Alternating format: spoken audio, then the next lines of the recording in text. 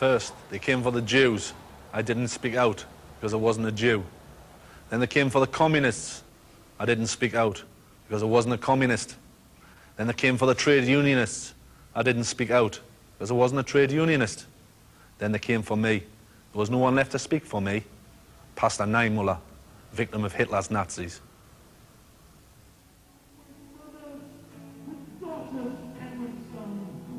And then they came for me. Then they came for me. Then they came for me. They came for me because I'm Mensi, singer in the Angelic Upstarts. Fascists attacked me here. They intended this to be my final gig. They wanted me to stop playing because I've always been an anti-fascist.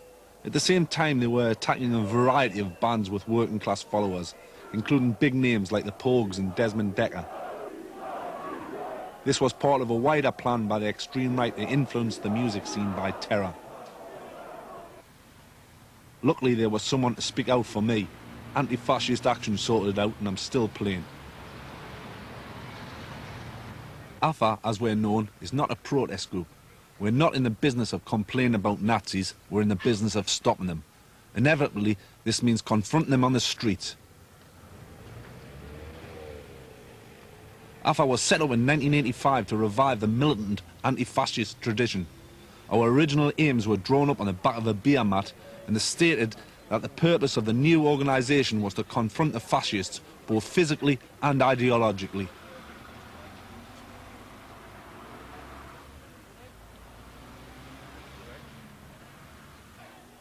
For the media, the rise of the far right in Europe is something that happened overnight. Monsieur Le Pen, the leader of the French National Front, by being allowed to use the issue of racism, is now setting the political agenda. Surrounded by women in Chanel suits, his image is as artificial as his glass eye. The original street fighters have now been joined by the middle classes. The first stage has been lost in France.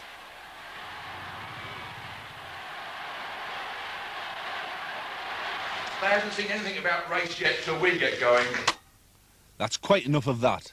This is the British National Party, who are currently the main party of the extreme right here. We've stopped them talking in this film for the same reasons as we're trying to stop them on the streets. We've learned from our experience that the greater freedom they are allowed, their influence, and the worse their subsequent behaviour. Their policy of repatriation tomorrow encourages violent racial hatred today.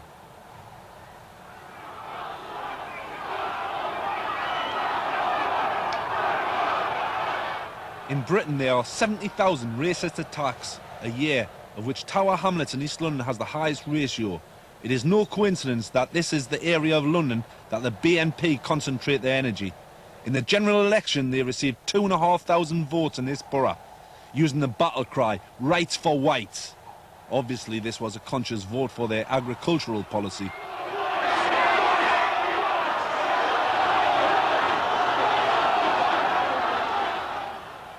Clearly, for a growing minority of the white working class who have been betrayed by all the mainstream parties, especially on issues like jobs and housing, the BNP are seen as the only radical alternative. Many governments today dishonestly put the blame for unemployment on immigration. In Germany in the 1930s, the unemployed correctly put the blame on the politicians. Then Hitler began to put the blame on the Jews. Many of those same politicians found it convenient to support him. Only one thing could have stopped our movement: if our enemies had understood its principle, and from the first day had smashed with utmost brutality the nucleus of our new movement: Adolf Hitler. In Britain, Hitler's disciple was Sir Oswald Mosely, founder of the British Union of Fascists, otherwise known as the Blackshirts. He used provocative marches through the Jewish areas to control the streets, to impress his establishment backers. The most famous ended in the Battle of Cable Street. My friend and I, we were both 12, and we decided we'd like to be part of this human wall. And we went along on that day, and there were thousands and thousands of people.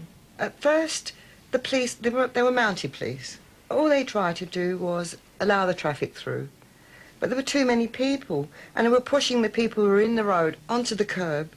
There were people being pushed through the plate glass windows of Gardeners, which was the big store on that corner.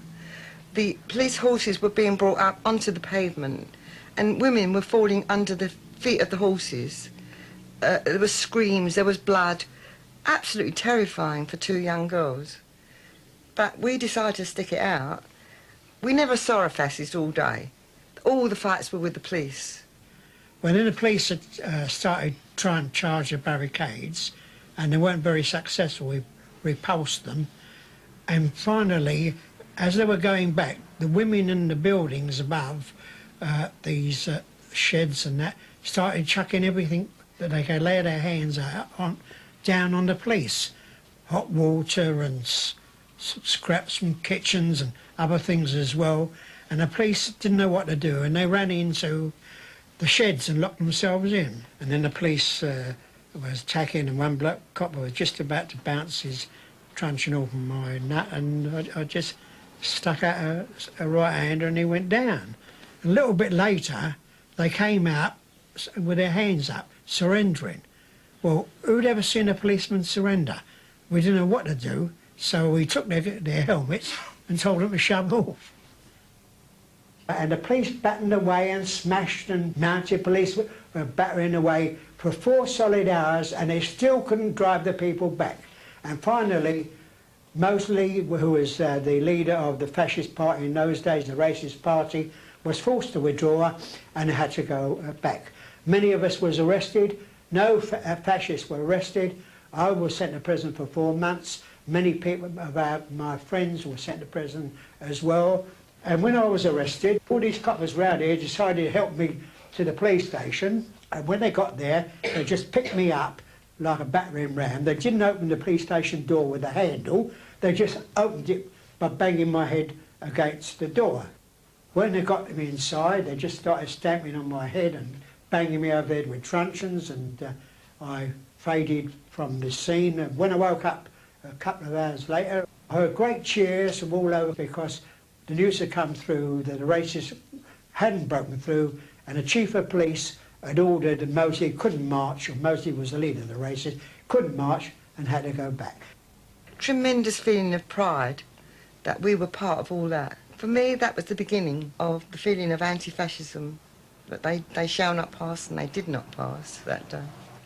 I don't think the Jews were so badly attacked as the Asians have been here, partly because the young Jews were quite well organised, but it never was as bitter then. Jews weren't burnt out in their homes the way Asians have been here. There may have been the isolated incidents of being attacked if they met them in the street, or even in their... Sometimes they'd come to their actual homes, but there was none of this burning out and terrible attacks that the Asians have had. The bombs thrown through the doors, the petrol bombs. We never had anything like that.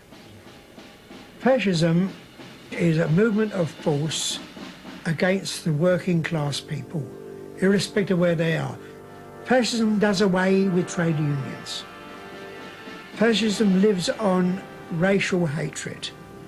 Fascism doesn't believe in the betterment of the conditions of the working people. It is the strong arm of the capitalist system, in my view.